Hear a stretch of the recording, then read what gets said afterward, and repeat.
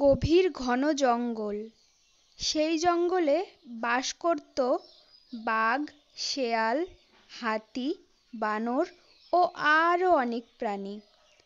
তাদের মধ্যে বাঘ ছিল অনেক দুষ্টু।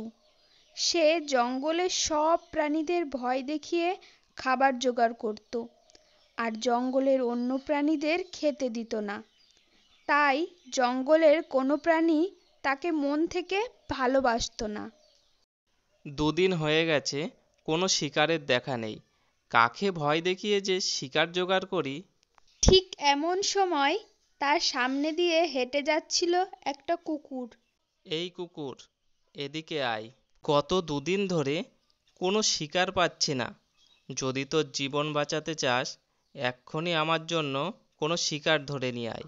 আর যদি শিকার আনতে না পারিস, তাহলে তোকে খেয়ে আমি আমার পেটের খিদে মেটাবো। আচ্ছা বাঘ মামা, আমি যেখান থেকে পারি তোমার জন্য শিকার নিয়ে আসছি, তুমি কোনো চিন্তা করো না। এই বলে কুকুর দুঃখী মন নিয়ে বনের দিকে শিকারের জন্য চলল। এই নাও বাঘ মামা, তোমার খাবার তুমি এখন খাও, আমি এখন যাই। বেশ কয়েকদিন হয়ে গেল, আশেপাশে কাউকে দেখি না। সবাই গেল কোথায়? ঠিক তখনই তার গুহার সামনে দিয়ে যাচ্ছিল এক শেয়াল। এই যে শেয়াল, এদিকে আয়। বাঘের এমন কথা শুনে শিয়াল মনে মনে বলল, নিশ্চয়ই কোনো শিকার আনতে বলবে মনে হয় শয়তান বাঘটা। কবে যে ওর হাত থেকে মুক্তি পাবো কে জানে। কি ব্যাপার চালাক শেয়াল, আমার ভয়ে পালাচ্ছিস তাই না? এদিকে যে বেশ কিছুদিন কাউকে দেখতেই পাচ্ছি না। শোন, আমি যদি নিয়মিত শিকার না পাই, তাহলে একে একে জঙ্গলের সব পশুদের খেয়ে পেটের ক্ষুধা মেটাবো। যা, আমার জন্য তাড়াতাড়ি শিকার ধরে নিয়ে আয়। বেশ কিছুক্ষণ পর শিয়াল একটা শিকার নিয়ে আসলো। এই যে বাঘ মামা, তোমার শিকার। এখন তুমি পেট ভরে খেয়ে নাও। এখন তুই চলে যা, আর সবাইকে বলে দিস আমার প্রতিদিন একটা করে শিকার চাই। না পেলে সবাইকে ঘাড় মটকাবো, এই বলে দিলাম। ঠিক আছে বাঘ মামা। এদিকে বেশ কয়েকদিন হয়ে গেল, বাঘ শিকার পাচ্ছে না বলে ভীষণ রেগে আছে। এমন সময় বাঘ দেখলো একটা শেয়াল তার দিকেই আসছে। বেশ কয়েকদিন ধরে শিকার পাচ্ছি না। তোকে যে বললাম প্রতিদিন আমার জন্য একটা করে শিকারের ব্যবস্থা করতে, তুই মনে হয় কাউকে বলিসনি। আজ তোকে খেয়েই আমার পেটের জ্বালা মেটাবো। না না না, আমাকে খেও না বাঘ মামা। আমার কথা শোনো, তোমার জন্য একটা সুখবর এনেছি আমি। কি সুখবর বল দেখি। আমি একটা বড় শিকারের সন্ধান পেয়েছি, যা তুমি 1 সপ্তাহ ধরেও খেতে পারবে। আর শিকারের জন্য কাউকে তোমার ভয় দেখাতে হবে না। কিন্তু কিন্তু কি?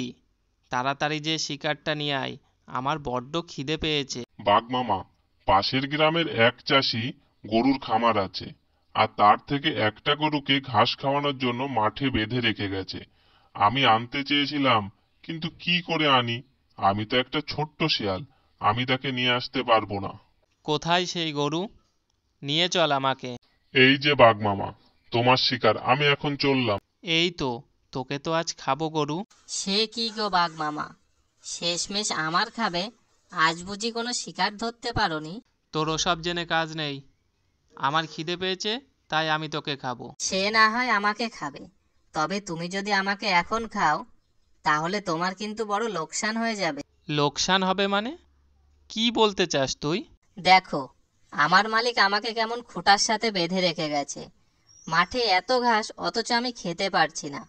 আমার নাগালের ভিতরে যা ঘাস ছিল তা কখন খাওয়া হয়ে গেছে। বেশি বেশি না খেলে কি শরীরে মাংস হয় বলো? আমার শরীর যেটুকু মাংস আছে তা খেয়ে হয়তো তোমার পেট ভরবে না। ও তাই বুঝি? তোর মালিক তো দেখছি বেজায় বোকা। তুমি ঠিক বলেছ বাঘ মামা, আমি রোজ এত দুধ দিই, তা খেয়েও তাদের বুদ্ধি হয় না। তোর এই সব বাজে বকা আমার একদমই ভালো লাগছে না। এবার চুপ হয়ে যা, আমি তোকে খাবো। সে তো খাবেই, তবে খাবার আগে একটা কাজ করো, তাতে আমারও পেট ভরবে, সাথে তোমারও। কি কাজ বল দেখি শুনি। তুমি আমার গলার দড়িটা খুলে দিয়ে যাও। আমি পেট ভরে মাঠের সব ঘাস খাবো, আর শরীরে মাংস বানিয়ে নেব। তারপরে তুমি না হয় আমাকে খেও।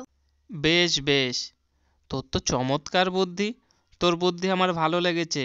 তোর দড়িটা আমি খুলে দিই, বিকালে এসে তোকে খাবো। এই বলে বাঘ গরুর দড়িটি কেটে দিয়ে বনের ভিতরে চলে গেল। এদিকে গরু সারাদিন ঘাস খেলো, আর বিকালে বাঘ আসলো আর বলল, ঘাস খেয়েছিস তাই না? চল, তোকে এবার আমি খাবো। আরে বাঘ মামা, খাবে খাবে, এত তাড়া কিসের তোমার? দেখো, আজ আমি সারাদিন খুব অল্প পরিমাণে ঘাস খেতে পেরেছি, তাতে আমার শরীরে কতটুকুই বা মাংস হয় বলো? তাই তো দেখছি, আমি দড়ি খুলে দিয়ে গেলাম, তাড়াতাড়ি ঘাস খাসনি কেন তুই? তাড়াতাড়ি খেলে তো বদ হজম হবে আমার, আর শরীরে যেটুকু মাংস আছে তাও ঝরে যাবে, তাতে তোমার পেট ভরবে না। তুমি বরং এক কাজ করো। আবার কি কাজ? তুই তো দেখছি আমায় বড্ড খাটাচ্ছিস।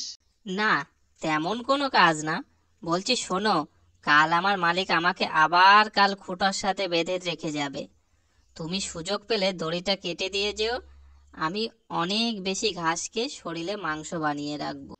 আচ্ছা, এত করে যখন তুই বলছিস তখন তাই হবে। তবে কালকে এলে কিন্তু তোকে আমি খাবই, এই বলে গেলাম। অবশ্যই খাবে বাঘ মামা, তুমি কোনো চিন্তা করো না। পরের দিন সকালে এসে বাঘ আবারও গরুর দড়ি কেটে দিল, তারপরে জঙ্গলে চলে গেল। বিকালে বাঘ এসে দেখল মাঠের অর্ধেক ঘাসও খাওয়া হয়নি। বাঘ তখন রেগে বলল, গরু, তুই দেখছিস বড্ড ফাঁকি দিচ্ছিস, আজও মাঠের সব ঘাস খাওয়া হয়নি? তুই তো দেখছিস আমার সাথে চালাকি করছিস। সে কি গো বাঘ মামা, চালাকি করব কেন? আমি তো সারাদিন ঘাস খেয়েই চলেছি। এত বড় মাঠের ঘাস একদিনে কি খাওয়া চারটেখানি কথা? আর শেষ না করলেও তো চলবে না। তুমি বরং কাল এসে আমার দড়ি কেটে দিয়ে যেও, কাল আরো অনেক ঘাস খেয়ে ফেলবো আমি। কথা দিচ্ছি, 3 দিনের মধ্যে মাঠের সব ঘাস শেষ করে ফেলবো। তখন দেখো আমায় দেখতে কতটা নাদুস নুদুস লাগে। আমায় তখন তুমি 4-5 দিন ধরে খেতে পারবে। এই কয়দিন ছোটখাটো প্রাণী মেরে চালিয়ে নাও, তারপর আমি তো আছি তোমার পেট ভরাতে। কদিনের মধ্যে গরু সব মাঠের ঘাস খেয়ে শেষ করে ফেলল। পরের দিন বাঘ এসে বলল, আজ তো তোকে খাবই, 4-5 দিন ধরে না খেয়ে আছি, আজ তোর নিস্তার নেই।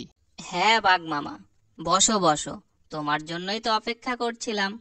আমি প্রস্তুত, তবে আমাকে খাবার আগে দড়িটার একটিবার খুলে দাও। এই বেটা গরু, তুই তো দেখছি আমাকে জ্বালিয়ে মারলি। আরে রাগ করছো কেন বাঘ মামা? 4-5 দিন তো অপেক্ষা করেছিলে, আর কিছুক্ষণ অপেক্ষা করতে পারবে না? দেখো না, ওইখানে এক ফালি ঘাস পড়ে আছে, ওটা খেয়ে আসি। ওটা আর পড়ে থাকবে কেন? তারপর তুমি আমাকে পেট ভরে খাবে। ঠিক আছে ঠিক আছে, আমি দড়ি খুলে দিয়ে এখানেই থাকছি, আজ আর জঙ্গলে যাব না। তাড়াতাড়ি ওটুকু খেয়ে নে, তারপর আমি তোকে খাবো। এদিকে বাঘ দড়ি কেটে দিতেই গরু ঘাস খেতে লাগলো।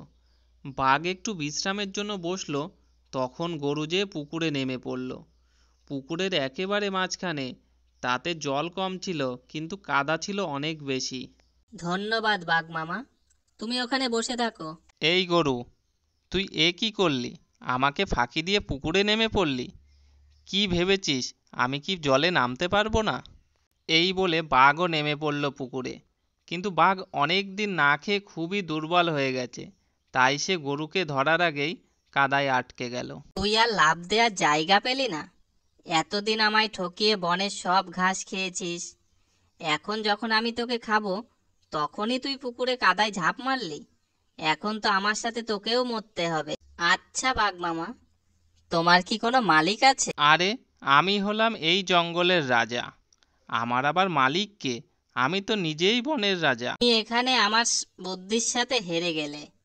একটু পরে আমার মালিক আসবে আর আমাকে এখান থেকে তুলে নিয়ে যাবে, আর তোমাকে পিটিয়ে মারবে। এদিকে বাঘ বড় বড় চোখ করে গরুর দিকে তাকিয়ে রইল।